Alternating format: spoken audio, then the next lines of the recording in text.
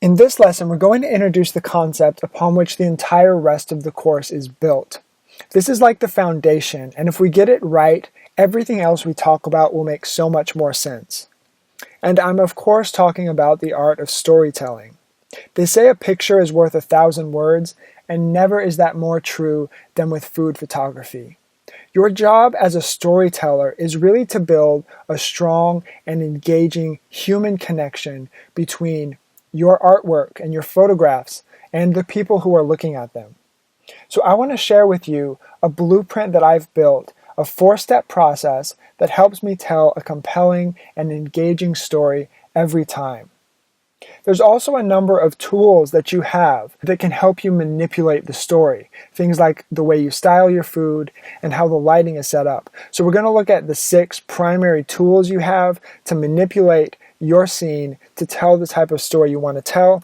And we'll conclude with a few examples of my own food where I tried to tell a story, and we'll try to dissect that scene and see how I told the story and what emotions I was invoking to try to really drive this point home.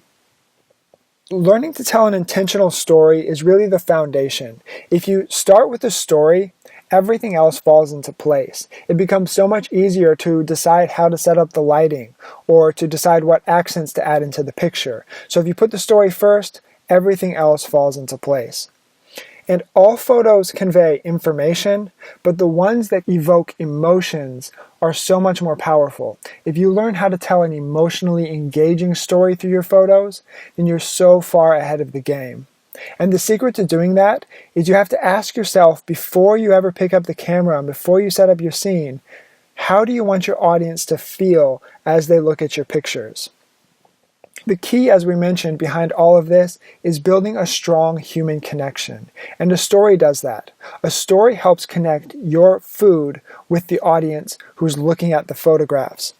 Story is what draws people into your photographs.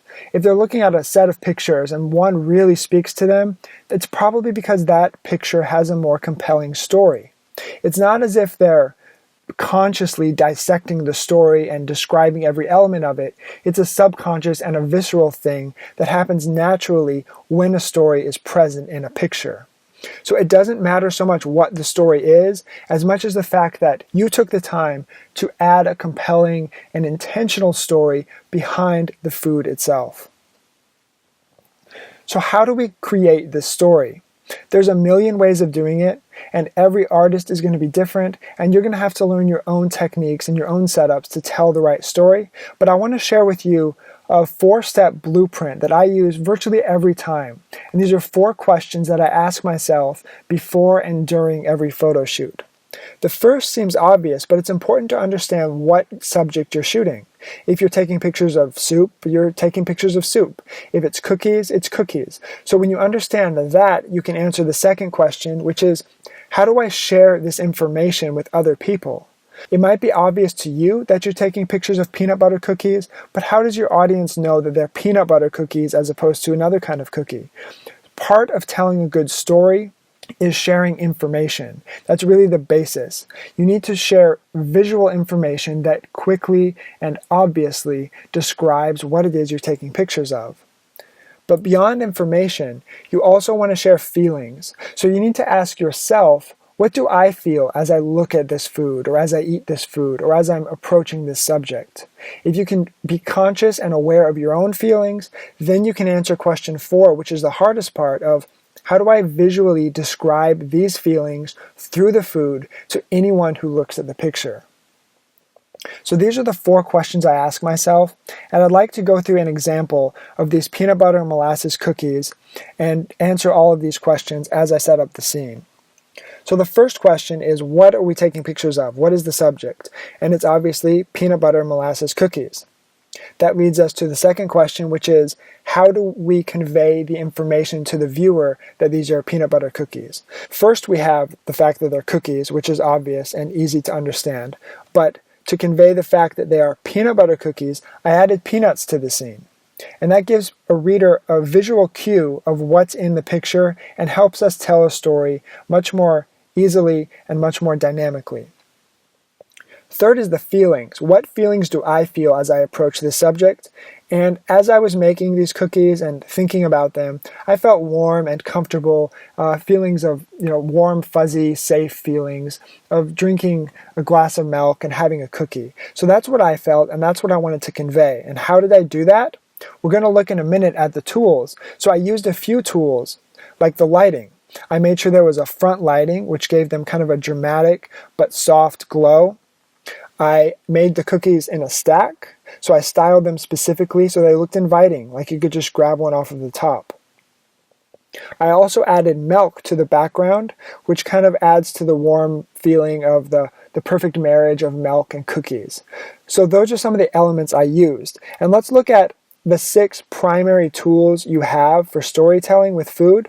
I mean, there's a million different little things you can do, but they generally fall into 6 categories. So if you get these down, you'll have all the tools you need to tell an intentional story.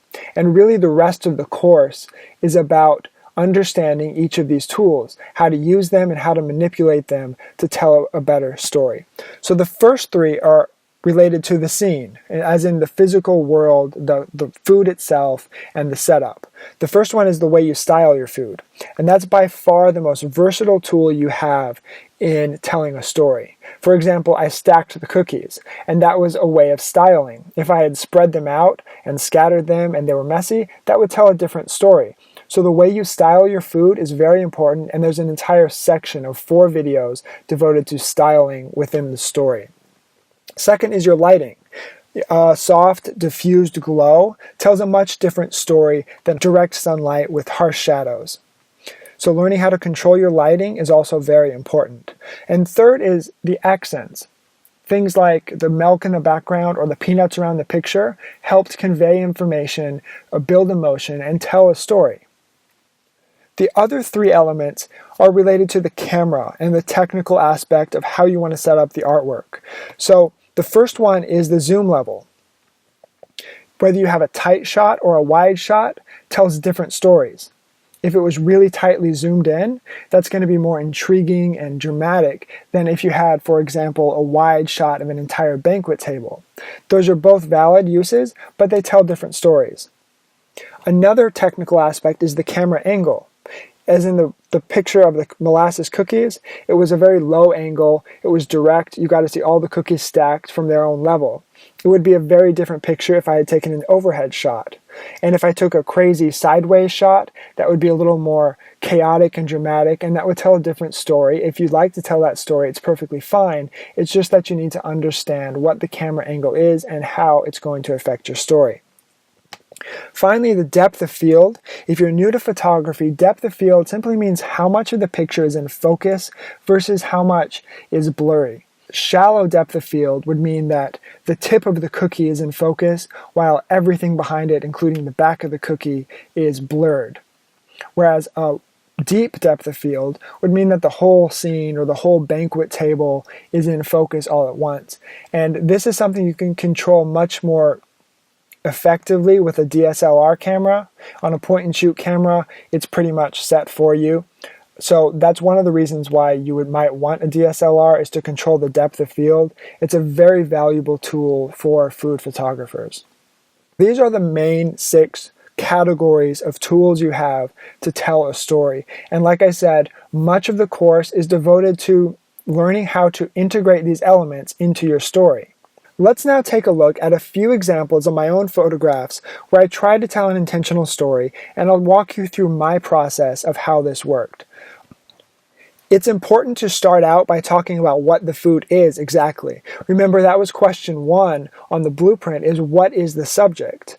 Because a lot of your job of storytelling revolves around making sure it's clear and obvious what exactly you're taking photographs of. So in this case, we have zucchini fritters in a tomato sauce. That's the subject. To convey this information, you can see the zucchini fritters, you can see the bright, bold tomato sauce, you can see the basil in the background. And the feeling I wanted to convey with this is a sense of realism and boldness and in your face, here's the food, let's sit down and let's eat right now. Roll up your sleeves, let's cook some food. So one thing I did that was kind of fun that I hadn't done before this picture is I went to my garage and I took this picture on a concrete surface. So I physically took it on concrete, but it was also kind of a figurative sense that this is a concrete dish. And to drive that point home even further, I actually styled it in the pan. There's a whole lesson later on about choosing the right dish to present your food, and in this case, the dish is actually the pan that it was cooking in to further enhance that sense of realism. One of the other elements we talked about is controlling the zoom level of your shot, and for this one, I wanted to do a tight shot where you can see some of the detail in the zucchini to get a clearer picture of what the food is, to make it seem more real, and to enhance the drama of this picture. So those are some of the techniques I used in this photo. Let's look at a few others as well.